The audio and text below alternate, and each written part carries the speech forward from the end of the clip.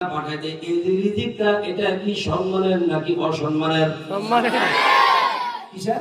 সম্মানের। আমি বলছি অসম্মানের।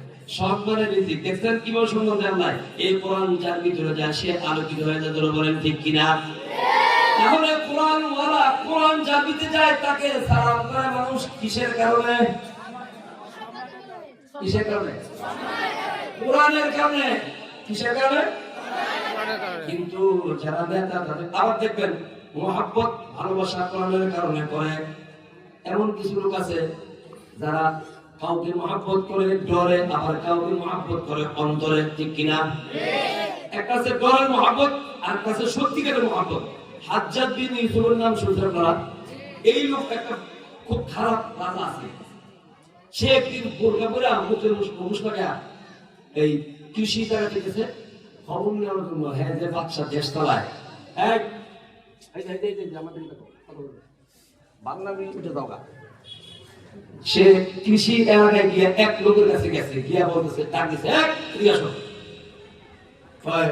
তুমি হাজ্জাজ বিন ইউসুফ চিনো? কয় ফাসিলি। কয় লোকটা কেমন? কয় হ্যাঁ মতন বদমাস বিক্রি দেয়। হ্যাঁ তো মুখ তো টাকা দেয় নাই। দেশ কে দেশ একটা গর্ব লেগেছে, দেশটা সে ধ্বংস করে দিচ্ছে। তাই নাকি? তো আচ্ছা পর্দা করছে বলে আমি কেডাই কয়েকদিন না হুজুর আমি আসলে ঘটনা হয়েছে আমগো যে বংশের মধ্যে আমরা সপ্তাহে একদিন পাগল থাকি, সেই দিনটা আজকা। আমি যে কথাটা বলছি আমি পাগল ছিলাম, আসলে আমি খুব ভালো মানুষ। হ্যাঁ আগে যেটা করছে ওইটা বলছিল সঠিক, ঠিক কিনা? পরে যেটা কইছে ডরে, ঠিক না?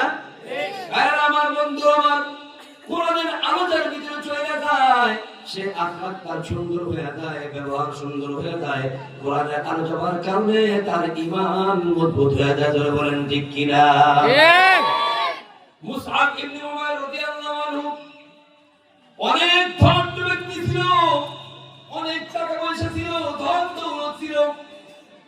মুসআব ইবনে উমাইর তার পোশাক পরিচ্ছদ এত সুন্দর চমৎকার ছিল, ইয়ামান দেশের কাজ করা পোশাক পরতো, এত সুন্দর পোশাক, আতর গোলাপ ব্যবহার করতো।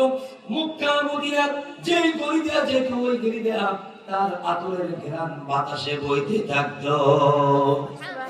এই মুসআব ইবনে উমাইর রাদিয়াল্লাহু আনহু হঠাৎ একদিন ঘটনাক্রমে দারুল আরকামে গিয়ে দেখে আল্লাহর নবী রাসূলুল্লাহ সাল্লাল্লাহু আলাইহি ওয়াসাল্লাম কোরআন তেলাওয়াত করতেছে।